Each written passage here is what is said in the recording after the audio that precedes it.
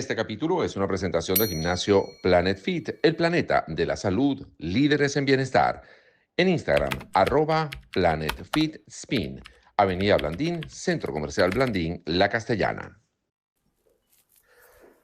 ¿Qué tal, amigos? ¿Cómo están? Bienvenidos a este podcast La Caverna, este nuevo capítulo de nuestro podcast. En esta oportunidad con un invitado, pero súper especial, querido por mí, querido por ustedes, y que estoy seguro que nos va a dar un gran programa. Se trata de Emilio Lovera. Emilio, ¿cómo estás? Bienvenido. Gracias en primer lugar por haberte acercado. Gracias a ti por invitarme, Nayib, Encantado. porque tú eres una persona muy querida, porque en un país como Venezuela, aquel personaje que tenga credibilidad merece el cariño de todo el mundo. Claro, que bueno. Y si de paso es como en tu caso, que es, de paso tiene buen humor y tiene la capacidad de hacernos sacar una sonrisa, todavía muchísimo mejor, ¿no? Sí, la gente ya lo está entendiendo, ya está entendiendo que el buen humor es una necesidad, no es un privilegio, no es un lujo, o sea, es necesario. El buen humor en países como Venezuela debería ser un servicio público y pagado por el Estado.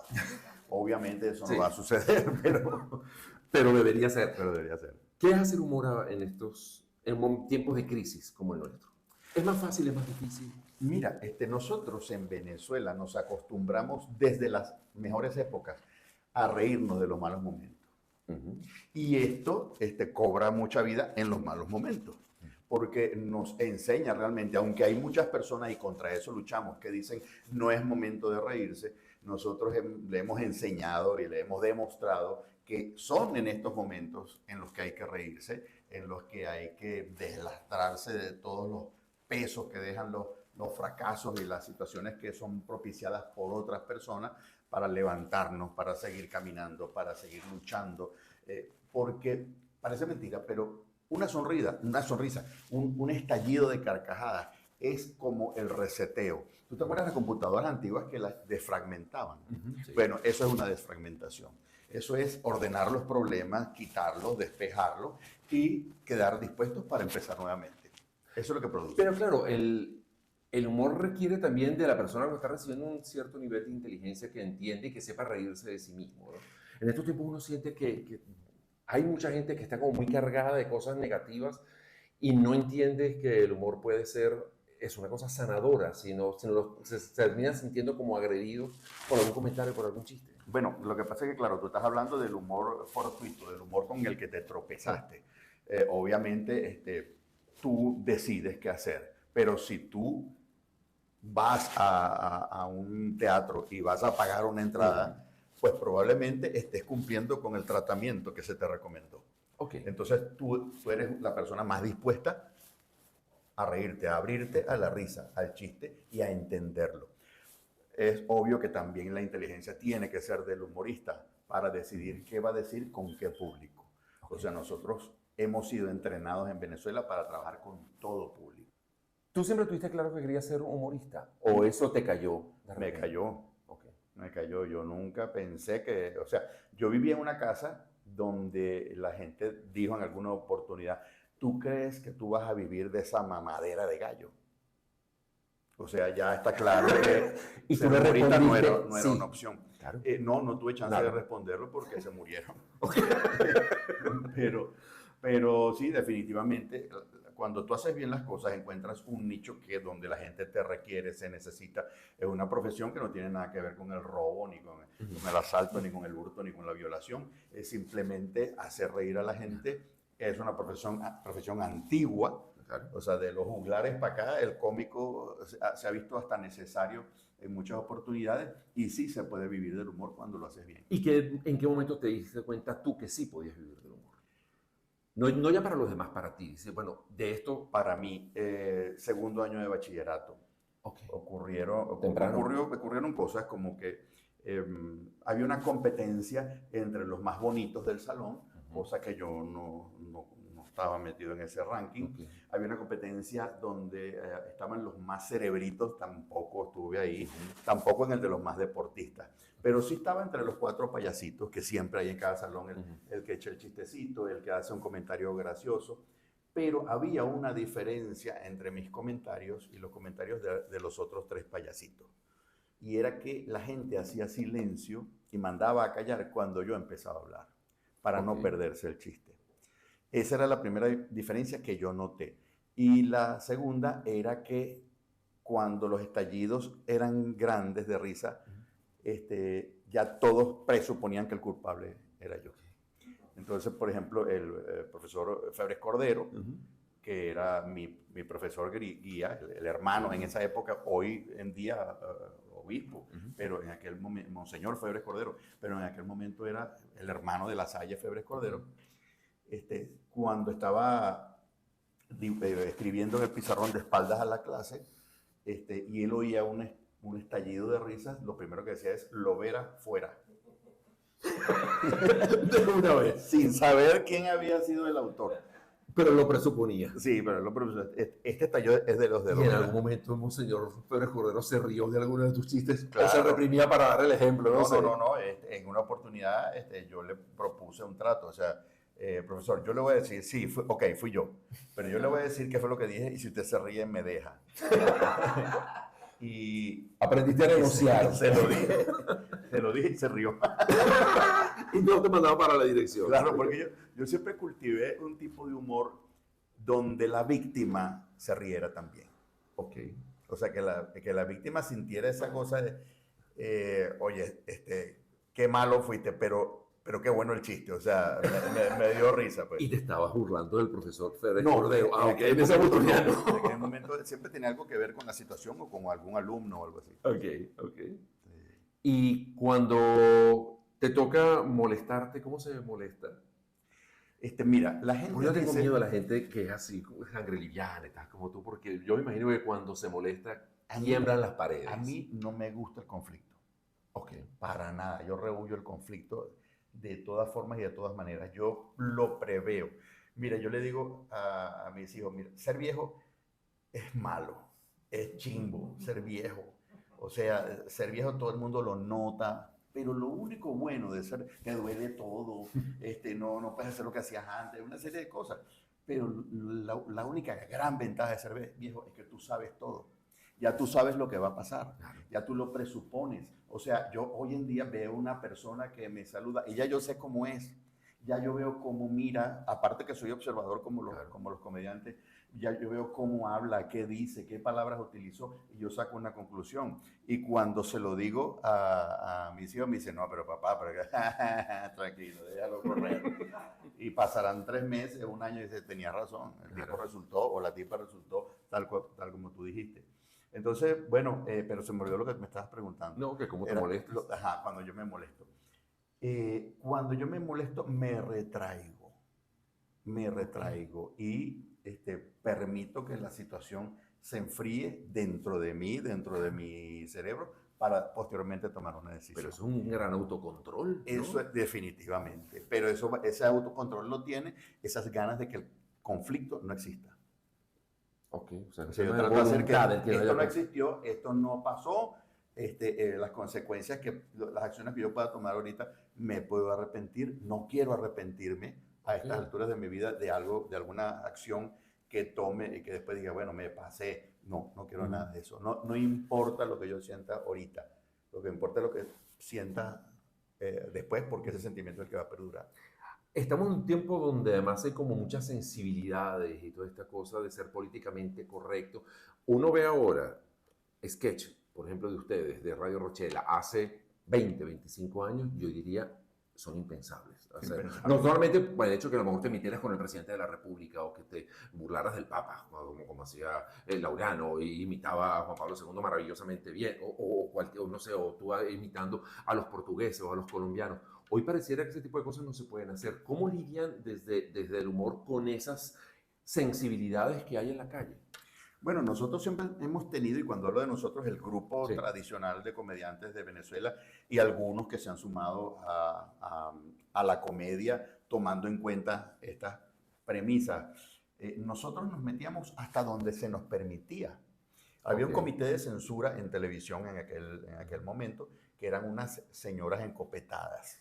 De esas que tendrían que, o sea, tú sirves para censura, tal vez para más nada, pero tú sirves para censura porque a ti todo te parece malo, todo te parece chimbo, todo te parece hiriente. Y esas señoras no nos permitían hacer cosas que nosotros pudiéramos pensar. Pero aparte de eso, nosotros teníamos nuestra propia censura, cada quien. O sea, cada quien decía, oye, yo no me meto, por ejemplo, con un niño autista. Claro. ¿Por qué? Porque mi sobrino es autista. Claro, claro. Entonces no me parece. Oye, yo no me meto con tal cosa y eso. Nosotros por lo general no tratamos de victimizar al más débil.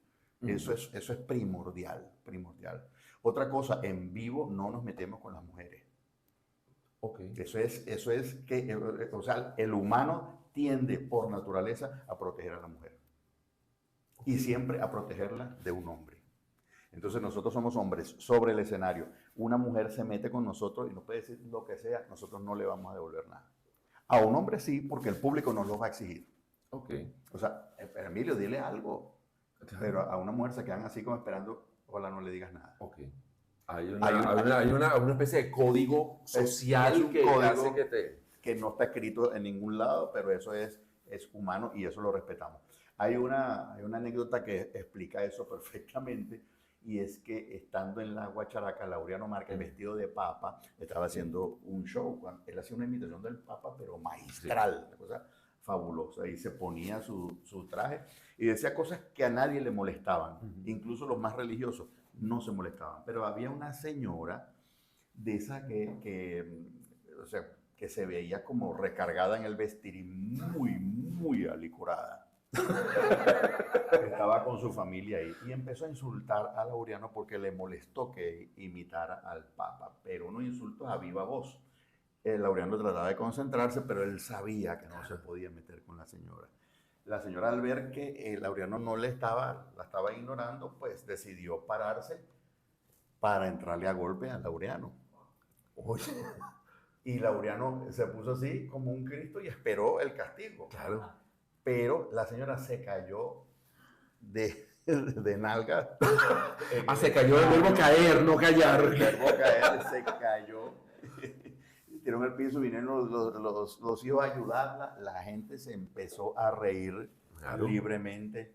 Y Laureano, mirando al cielo, dijo: Dios castiga sin paro ni piedra. Eso se vino abajo y ese fue el chiste de no sé cuántos meses allá en la Guacharaca. Entonces, bueno, eso es lo que pasa, son códigos que uno tiene. Pero sí, obviamente, cada vez la piel está más sensible a más cosas. A más cosas. No, pero con los portugueses, por ejemplo, hubo un momento que hubo una especie de protesta de algún... No, mentira absoluta. Pues corrió esa leyenda urbana, al menos de que había visto a alguien de la comunidad portuguesa que se había molestado. Ese mito... no voy a decir el nombre por si acaso. Okay. Por si acaso. No sé si merezca que lo diga o no merezca que lo diga. Un periodista de origen portugués, después de que pasó eso, habían pasado años de eso, me abordó en Radio Caracas. Emilio, yo me llamo fulano de tal, soy periodista, soy de origen portugués, ahora estoy trabajando en Radio Caracas. Bueno, las vueltas que da la vida. Yo trabajaba en Venevisión. Okay. Y trabajaba también para un periódico portugués que era un fracaso total. El periódico era un fracaso. Nadie lo leía, mucho menos lo compraba, nadie quería anunciar ahí, porque era un periódico para la comunidad portuguesa en Venezuela. Okay. Pero como la comunidad portuguesa está tan venezolanizada, pues pareciera que no le interesaba el periódico.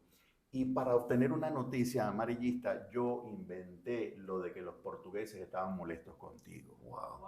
Pero qué feo. Yo lo hice. Y entonces yo le digo, ok. Pero yo le dije, yo no estoy molesto contigo, porque todo el mundo se dio cuenta que era mentira. Si esa misma semana que salió la noticia, se hizo el festival de Fevipan, okay. Y Fevipan les pagaba una fiesta a todos los panaderos de Caracas. Y los panaderos de Caracas en un 97% son portugueses. Yo no lo sabía. Entonces yo dije, y ellos me eligieron a mí como su artista. Entonces, ¿cómo voy a pensar que ellos están... No, luego tenía también una marca de jamón también, que era como un charcutero, sí, también, como portugués. También. Y es que el portugués que hice yo fue un portugués que reflejaba la otra parte del portugués. Claro. El portugués en la comedia venezolana siempre fue visto como un especulador, como un vivo, como una cosa. Yo mostraba el portugués de la familia, de su hijo y de su esposa, del amor que se tenían, que terminaban siempre juntos, y del día a día del abasto o del supermercado. Entonces, eso les agradaba mucho a ellos. ¿Te gusta hacer humor como con moraleja? Digamos, que deje algo positivo, no solamente el chiste por el chiste, sino que deje algo más. Es bueno. Obviamente, el humor que da risa es el que más me interesa. Ok, claro. El humor que produce risa. Hay humor que no produce risa, que produce reflexión, que produce una sonrisa, que produce, oye, qué cosa tan curiosa. Más, a mí me gusta el que produce carcajada, el que te mata de la risa. Nosotros hemos tenido cosas muy efectivas que recuerda a la gente que no tiene ninguna reflexión ni nada que ni está mejorando nada, simplemente es para reírte. Y eso es lo que a veces han perdido. Lo malo es creer que estás dando una reflexión, que no estás dando nada y que no estás dando risa, claro. Y creerte humorista. Entonces, oye, eso le digo yo a los alumnos nuevos del diplomado de humor, sí. Y de esas cosas que a veces me invitan, yo les digo, es que parece mentira que olvidan la regla número 1, claro. Es producir risa, claro. Porque quieren centrarse en el stand-up puro. Dije la premisa la aprobó mi profesor, hice el desarrollo lo hice mi profesor y rematé, nadie se rió, pero yo hice mi cuestión bien. Claro, yo soy humorista. Es como el alumno de 20, claro. Que hizo exactamente una versión de lo que hizo el libro. Pero en química tú no puedes hacer eso. En química tú tienes que inventar. Claro. Inventar. O sea, una cosa que no está en el libro para que el profesor diga, oye, eso es interesantísimo. Te voy a poner 14. Porque está interesantísimo. No está como en el libro. Claro. Pero entonces me interesan más los alumnos de 14. Los que inventan. ¿Y eso entonces se estudia? ¿Se puede aprender o eso tiene que ser un talento natural? El stand-up se puede aprender perfectamente. Pero el humor no. Perfectamente. Pero digamos, la vis cómica, la forma natural de hacer reír, la capacidad de relacionar, es difícil de aprender. O sea, es como improvisar. Claro. O sea, hay clases de improvisación, pero entonces la gente se siente contenta de improvisar de nuevo lo que ya improvisó en la... Y no entiende que ya eso no es una improvisación, eso fue una improvisación. Claro.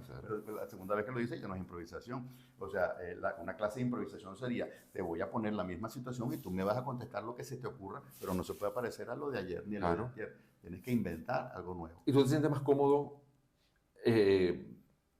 improvisando o con un libreto estructurado? No, yo quiero un libreto estructurado donde yo pueda improvisar y no salirme del libreto.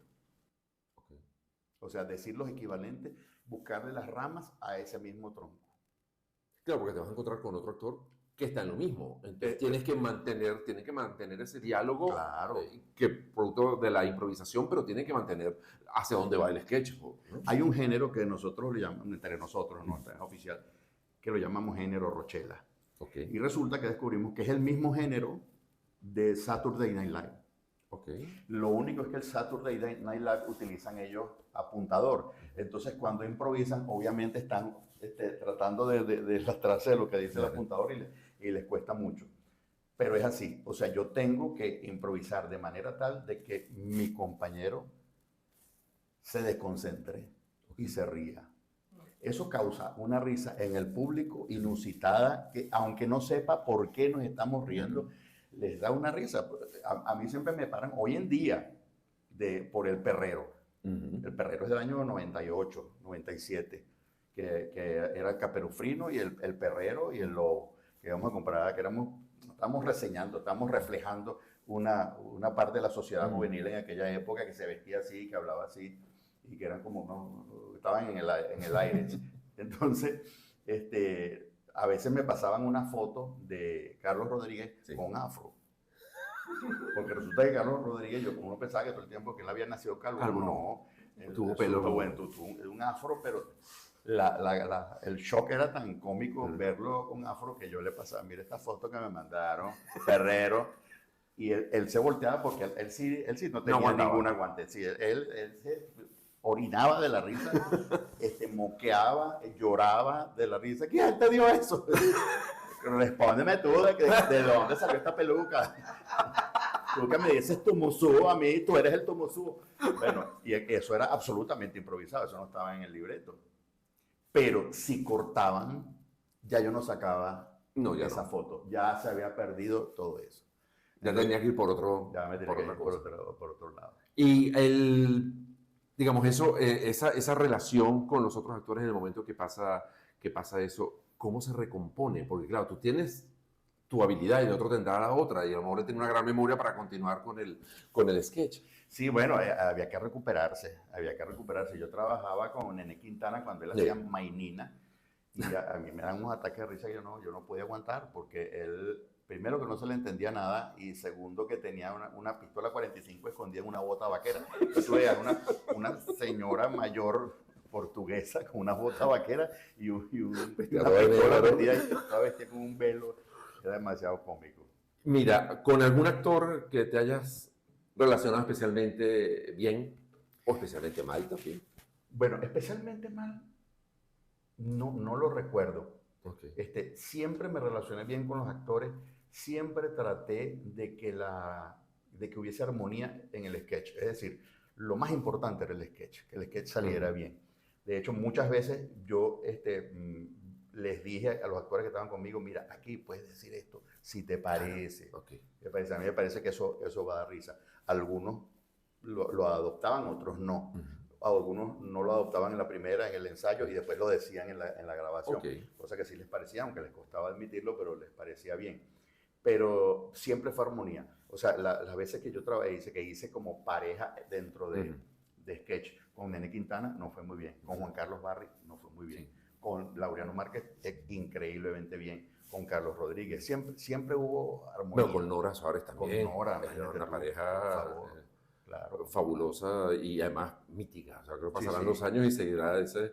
Sobre todo orgulloso de Perolito y Escarlata eran lo máximo. Sí, Perolito y Escarlata marcó un hito para mí silencioso en la televisión venezolana, porque personajes como Perolito y Escarlata, no solamente ellos, pero ella fue el que marcó más. Fue un personaje preferido de la mujer. Ok, ¿por qué? Radio Caracas, Radio Rochela, mejor dicho, era un programa absolutamente masculino, absolutamente machista para algunos. Entonces, cuando se integra en el libreto Laureano Márquez, Laureano escribe humor más universal en lo que al espectro pues, se llama. O sea, él abarcó niños, mujeres, mayores, menores, todos los sexos los abarcaba.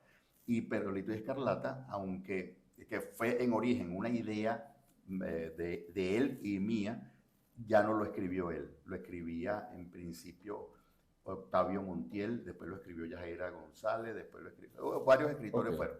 Pero nosotros improvisábamos mucho en Perolito y Escarlata e improvisábamos desde el libreto. Es decir, aquí está el planteamiento y con este planteamiento vamos a irnos por aquí y vamos a decir todo esto en el ensayo y después lo hacíamos. Pero entonces se vio reflejado en los ratings que hacían en aquel momento que la mujer se había incorporado a la audiencia de la Rochela. De hecho, hasta una cuestión de 48-52, o sea, era una gran cantidad de mujeres y niños involucrados en la audiencia. Y tuviste varios personajes femeninos. Tú en el que hiciste dos especialmente. Claro. Es decir, cuando a mí me preguntan ¿qué eres tú? Yo le digo, yo soy actor cómico. Yo no soy humorista, yo no soy comediante, yo no soy stand-up, pero aunque lo haga también. Pero en lo que yo me especialicé es en la actuación cómica. Es decir, yo podía convertirme en una mujer sin hacer un gay. Que era no vamos a decir el error, porque en la comedia es difícil cometer un error. O sea, sobre todo si eres un buen comediante. La idea es dar risa, pero sí trataba de hacer una mujer, de pensar como una mujer, de decir qué haría una mujer incluso para improvisar. Entonces, así fue con Chepina Viloria, que era una ama de casa, abnegada de casa, de sus hijos, de su día a día en la lucha para mantenerlos con un padre ausente y todas estas cosas. Y eso fue lo mejor que pude hacer con ese personaje.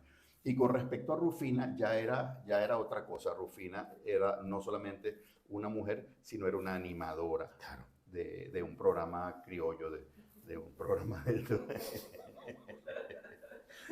Es que es inevitable no pensar en Rufina y no reírte. Sí. Además, cuando estabas muy serio. Los momentos serios son los más cómicos de todo, cuando se ponían serios o cuando peleabas. A mí me costaba mucho trabajar ahí con Amílcar Rivero, porque Amílcar, aparte que improvisaba, también es muy buen actor, muy, muy buen actor. Y me sorprendió varias veces y yo a él, y es una lucha. Pero te diré que los técnicos, que son los primeros medidores de la calidad o la habilidad del sketch para hacer reír, o sea, querían todos estar en el estudio cuando se grabara Rufina. ¿Alguna vez has pensado en hacer drama, por ejemplo? Hacer una cosa distinta, o lo has hecho, no sé. Sí, yo he hecho algunas cositas. Yo intervine en una telenovela llamada María Fernanda, creo que se llamaba así, e hice Perolito. Era un indigente que tuvo algunas apariciones allí, y entonces hacer Perolito real, pues, o sea... en serio, o sea, no en Viscómica. Pues. Sí, y me gustó. Después, Julio César Mármol me invitó a participar en lo que llamaron el bestseller de Radio Caracas Televisión, que fue un fracaso estruendoso. Después del éxito de Por estas calles, decidieron ir de la realidad total a la más absoluta ficción, y bueno, el fracaso fue terrible. Yo trabajé en toda esa novela. Okay. Y bueno, fue una experiencia, una experiencia. No, nunca pensé en dedicarme. Me costó en muchos episodios trabajar, porque había cosas que no estaba más acostumbrado. Yo no era de los que lloraba fácilmente, ni y era muy, muy duro en la expresión a la hora de los sentimientos dramáticos y eso. Pero a pesar de eso, todos ellos decían que era más difícil hacer reír. Y para mí hacer llorar también es difícil. Claro, porque te saca de tu... Sí, aunque muchos actores... De tu zona, ¿no? Muchos actores cómicos fueron muy buenos actores dramáticos. Por ejemplo, Virgilio Galindo hizo muchos papeles dramáticos que hacía llorar a la gente. Charles Barry hizo una vez de un mudo pero cada vez que lo oían, a pesar de que era mudo, lo oían, la gente lloraba. Y Fina Roja fue una extraordinaria actriz dramática. Muchos de los... No es incompatible. Los dos mundos. No, perfectamente compatible. Mira, estudiaste comunicación social, o empezaste a estudiar por lo menos comunicación social. Empecé a estudiar hace un poco de años y no llegué ni a completar primer año. Okay. O sea, en la Católica, porque empecé a trabajar en la televisión y me involucré en un programa que se trabajaba de lunes a viernes todas las tardes. Okay. Bueno, mentira, un día, que era el viernes, se grababa La Rochela, pero de lunes a jueves se grababa Pensión OEA. No habían clases en la noche. ¿En qué año fue eso? Porque debemos debido ser más o menos contemporáneos. Yo entré en la Católica en el año 80, por ahí. Yo debo haber entrado... Tenemos más o menos la misma edad. Sí, 81, 82 puede haber sido. Porque en el 82 exactamente. Fue en el 82. Exactamente, con Carlos, bueno, en el 81 entró Carlos Sicilia y Francisco Martínez, y yo entré en el 82, porque, bueno, yo perdí un año en bachillerato, y entonces entré después de ello. Y entonces me pusieron a hacer televisión, y pasé todo el año haciendo televisión, después, no, pero métete ahora, y dice, no, ya me da flojera. Claro. Y seguí trabajando. Bueno, una vez Gilberto Varela, que era el director de La Rochela, me dice, ven acá. ¿Qué pasa? ¿Qué estás haciendo? Que las tardes te quieres ir rápido y no has podido venir tanto. Bueno, mira, tengo clases, estoy estudiando. Y yo te voy a dar un consejo bueno que se va a oír malo. No estudies. Y así me dijo. Estás aprendiendo más aquí. Seguramente estabas aprendiendo mucho más. Tú tienes futuro aquí, me dijo. Claro. Tú tienes futuro aquí, así que no pierdas la oportunidad. ¿Hay algo de lo que te hayas arrepentido? Bien, en lo laboral o incluso en lo personal. Si tal vez hubiese estudiado, probablemente estuviera más consciente de muchas cosas que me hubiera enseñado en la universidad. Sin embargo, cuando empezaron a estudiar de noche, Sicilia y Martínez, junto con otros compañeros, yo empecé a ir a clases como oyente, pero ya en el nivel de ellos. Y hice toda la carrera de oyente. Claro, porque ellos me invitaban a juro, yo no tenía cómo irme, pero entonces ellos me pasaban buscando. Y por supuesto yo era el locutor de las clases de audiovisual, yo era en teatro, en cine, en todo eso yo estaba metido y no estaba, pues, no estaba estudiando. Y con el tema de las redes sociales, ahora que me dijiste que están haciendo tus hijos, ¿cómo te llevas? Bueno, yo soy absolutamente... ¿Qué tanto lo utilizas? Lo suficiente. Lo suficiente como para comunicarme, como para que sepan que estoy vivo, hago algunas cositas. No me monté en esta ola del TikTok ni de la producción de contenido, a juro. Nunca. Primero, pues estoy muy flojo. Okay. O sea, estoy flojo para eso. O sea, yo no puedo estar con que no he montado nada hoy. Tengo que hacer algo. No, yo no soy de eso. Yo monto cuando se me ocurre algo. Okay. Oye, vamos a grabar esto y claro. lo hacemos porque me parece que es algo interesante y algo sobre todo que no haya visto. Soy enemigo de doblar cosas de otros. Soy enemigo de copiar memes y hacer mi propia versión. No, yo quiero hacer... O sea, eso de seguir la tendencia. No. Sí, no. Yo soy anti eso. Prefiero que si se me ocurre algo a mí que yo que no le haya copiado a nadie, que yo lo haga.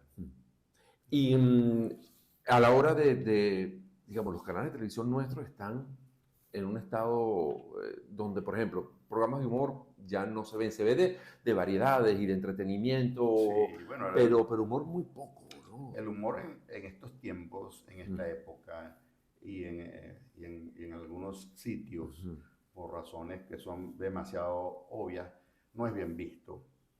Sobre todo el humor que pudiese llegar a más personas y pudiese denunciar y pudiese ridiculizar o como lo pudieran ver. Entonces, hubo pues una orden tácita de terminar con el humor, acabar con el humor. Y se suspendieron todos los programas que habían, incluso los que habían en canales afectos. Sí. También se suspendieron y se acabó. Y hay también como una prohibición tácita de contratarnos, de que no aparezcamos por allí. ¿Pero por lo que pudieras hacer o por lo que hiciste en un pasado reciente? Por lo que pudiera hacer. O sea, no le des tribuna a esta gente. No le pongas un nicho, que ellos se arreglen como puedan. No podemos controlarlos tan fácilmente en redes sociales, no podemos controlarlos tan fácilmente en los teatros, aunque a veces siempre se presentan y toman sus medidas y sus precauciones. Pero nosotros siempre vamos un pasito adelante, un poquito más rápido. Y has tenido un toque en el camerino, mira, ahí está sí, claro, fulanito Mosca con lo que dice, o ese chiste mejor no lo repitamos porque... Muchísimas veces, y cada vez más. Y cada vez más tenemos más autoridades amenazantes dentro de los espectáculos. Pero salimos bien librados. Mira, Emilio, ¿planes para el futuro? Bueno, primero, ¿te quedas en Venezuela? ¿Te vas? Hay mucha gente que piensa que tú estabas afuera. Sí. Mira, yo creo que cuando me dicen dónde vives tú, yo vivo en el avión. O sea, yo te puedo decir para dónde voy, pero no dónde estoy. Porque, bueno, esta diáspora venezolana nos ha sacado de Venezuela. Es decir, todo el que se fue está movido por un sentimiento del cual nosotros estamos viviendo, que es la nostalgia. No se olviden. Pero eso de alguna manera para ustedes puede ser un buen negocio, ¿no? Vivir a lo mejor en Venezuela, pero salir a trabajar 3, 4 meses al año. No es un buen negocio, es el negocio. O sea, es el negocio, o sea, salir, trabajar y volver. Aquel comediante que se ha quedado en alguna ciudad diciendo, yo prefiero trabajar aquí en esta tasca, aquí los viernes, a los 2 meses dicen, ¿hasta cuándo fulano? Entonces, yo les digo, tienen que salir, agarrar sol y polvo, agarre un avión y váyase para allá y preséntese ya que va a ser bien recibido. Pero eso de mudarte, de montar tienda en otro sitio, ¿te lo has planteado en algún momento? Yo viajo, yo viajo y me quedo donde mis hijos, pero nunca ha sido un planteamiento vivir, o sea, establecerme por completo, no me siento bien. No me siento bien, me empiezo a afeitar con las manos a los 2 meses. Sí. Esa es buena metáfora. Sí. Emilio, un millón de gracias. No vale, gracias a ti. Encantado de que nos hayas acompañado en esta caverna que estamos inaugurando y bueno, nada, todo lo mejor para ti y espero que sea un buen talismán el haberte tenido en esta apertura para que el camino de esta caverna vaya por Yo creo que un por buen el, hecho, sendero. por el hecho de estar tú con esa habilidad que tienes y ese profesionalismo, no, tú no necesitas suerte, tú con tu calidad va a salir muy bien siempre. Amén. Gracias, gracias. Gracias a ti. Un millón.